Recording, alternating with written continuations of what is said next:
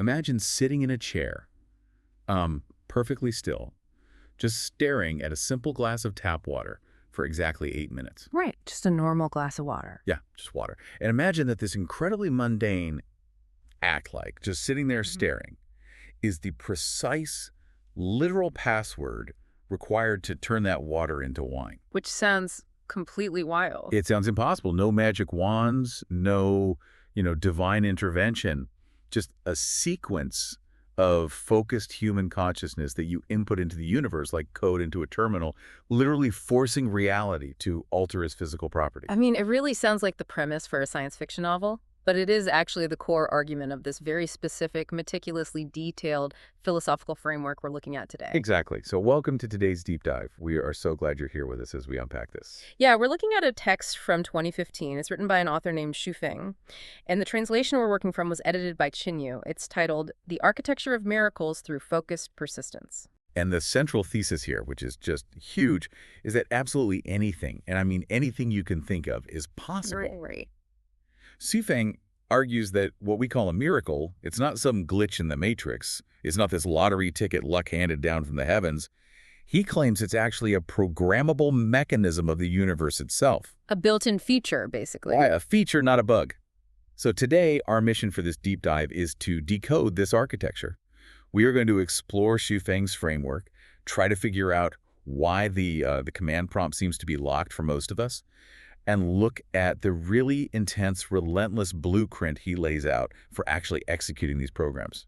To really understand how he builds this case, we have to look at how he completely redefines the word miracle. Yeah, he totally strips it down. He does. He strips away all those ethereal, mystical associations we have been conditioned to believe.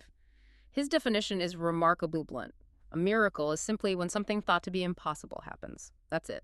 And he doesn't pull any punches with his examples either. Like, the list he provides in the text ranges from the deeply personal, like finally realizing a cherished, lifelong wish, to things that just completely defy modern physics. Oh, yeah. He puts miraculous cures for terminal illnesses, turning stone into gold, rejuvenation, and even traveling through wormholes all in the exact same category. Which is wild, right? Grouping a personal wish with a wormhole travel. It is wild, but it's a very intentional move on his part.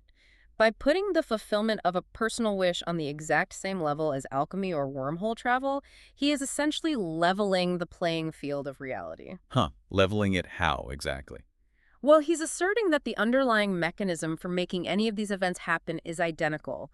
The universe, in his view, doesn't differentiate between a small personal victory and bending the fundamental fabric of space-time. Because it all just runs on what he calls programs. Exactly. Programs. He states that the changes in all phenomena in the universe are governed by these underlying invisible programs. And reading this, it really feels like he is describing reality as a giant operating system. That's a perfect way to look at it. Right. Like, if you know the precise code to enter, you can run any application. You can launch cureillness.exe just as easily as wormholetravel.dmg. Which completely removes the concept of randomness from the equation. Totally removes it. It's cause and effect. Yeah, the operating system analogy captures the essence of it beautifully. But I think we should look at how Xu Feng grounds this concept in biological realities, to really prove his point. Oh, right. The biological trigger. Yes, because he wants to show that these programs already exist in nature. We just don't view them as miracles because we're so used to them. They're just everyday life to us. Exactly. For example, he points out that childbirth automatically triggers the program for milk production, or how a specific type of physical intimacy naturally triggers the program that leads to climax. It's just input and output.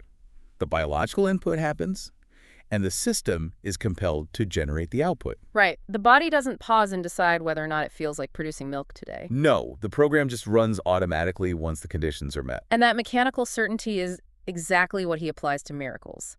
Just as the biological trigger produces a biological result every single time without fail, a proper energetic or conscious trigger will produce a miracle. So the miracle is already sitting there on the universe's hard drive. Yes. Fully coded, just waiting for the proper command to be set in motion.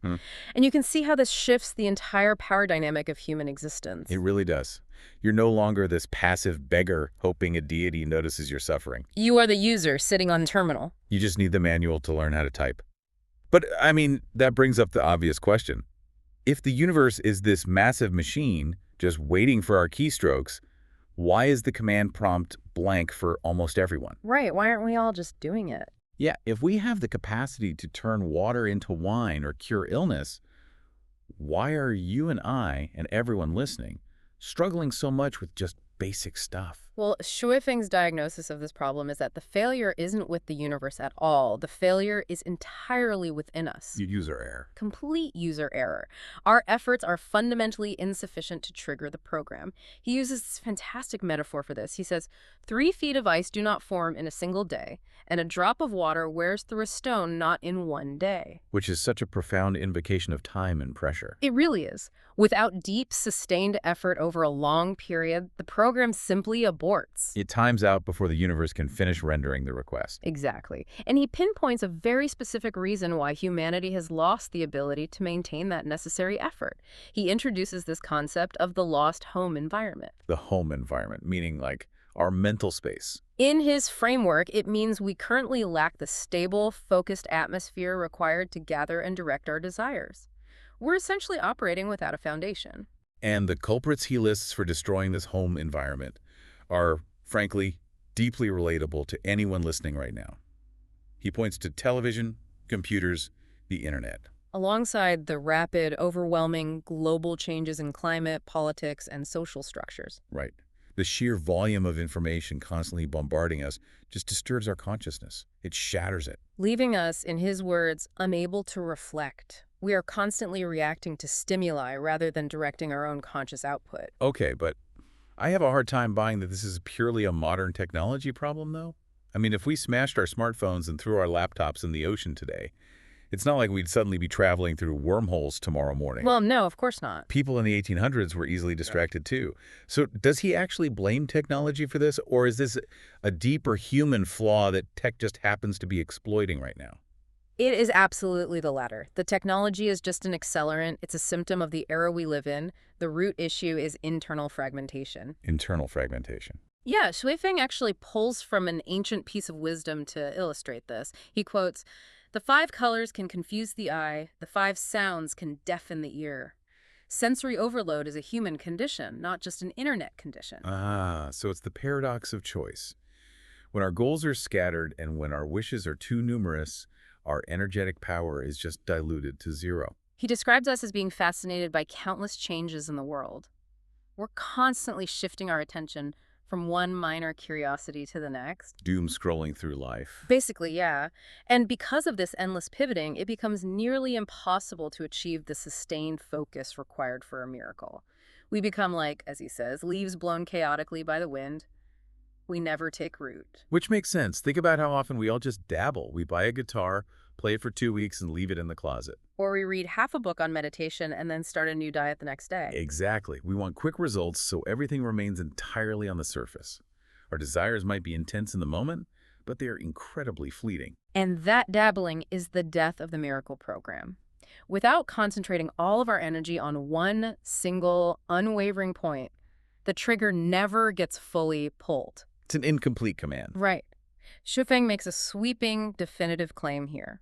He says there are no impossible things, only things that cannot be transformed by our thinking or imagined by our consciousness. Wow. He argues that there are no unattainable goals, only efforts that are incomplete and abandoned halfway. So we are essentially walking up to the universe's keyboard, typing in half a password, getting distracted by a shiny object, walking away, and then wondering why the vault didn't open. That's exactly it. The universe isn't denying us. It is just waiting for us to finish the sentence. That is, well, that's the tragedy of it, according to his framework.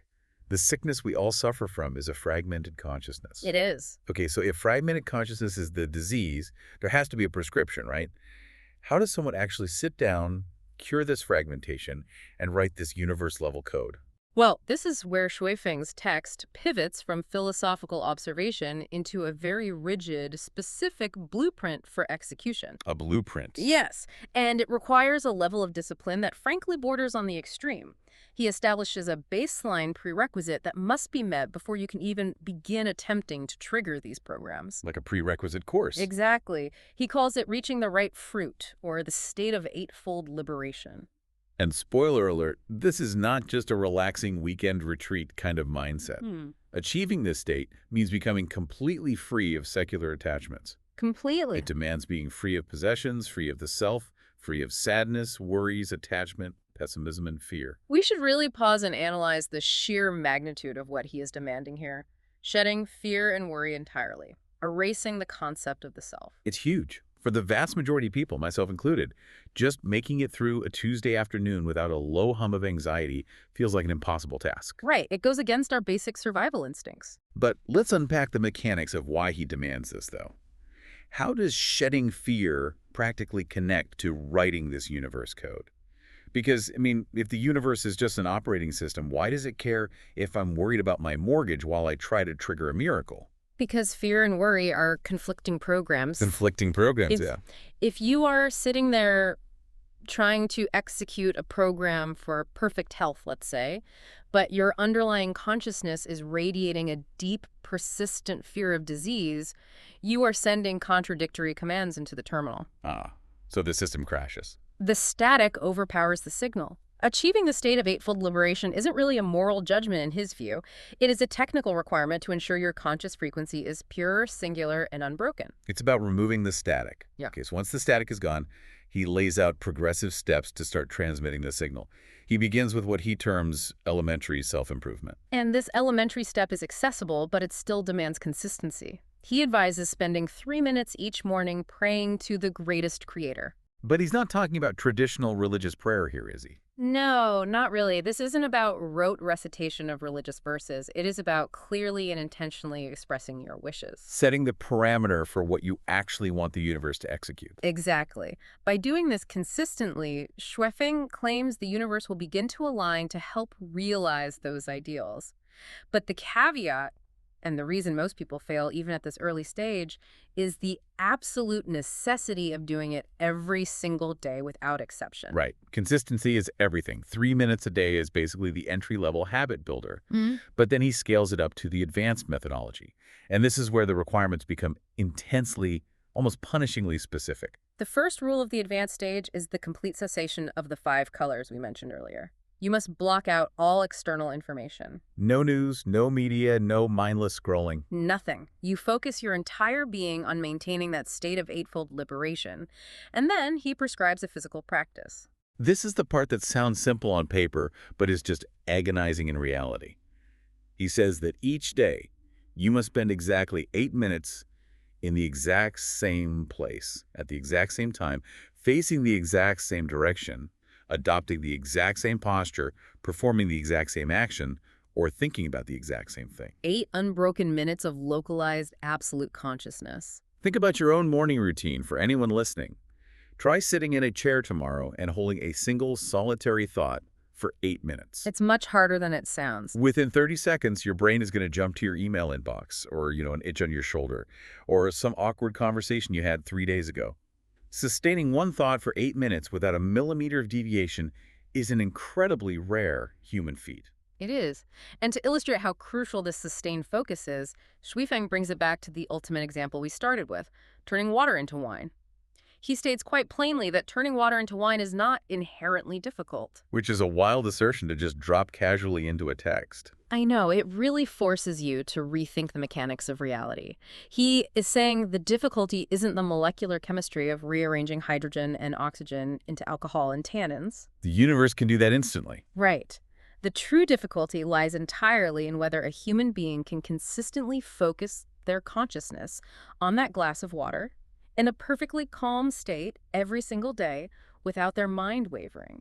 If your mind wanders to your grocery list for even a microsecond, the frequency breaks, the password fails, the water just stays water. If we only think about our goal occasionally or make sporadic bursts of effort followed by periods of apathy, the outcome simply will not materialize. The universe requires an unbroken command string. It's basically the magnifying glass effect. How do you mean? Well, sunlight on its own is pleasant, right? It shines down and warms a piece of paper on the sidewalk, but it doesn't fundamentally change the paper. Right, it just warms it up. But if you take a magnifying glass and hold it perfectly still, focusing all that scattered ambient light into one tiny, blindingly bright dot, it starts a fire. Ah, I see. The sunlight didn't get any hotter. The fundamental laws of the sun didn't change at all. The focus changed.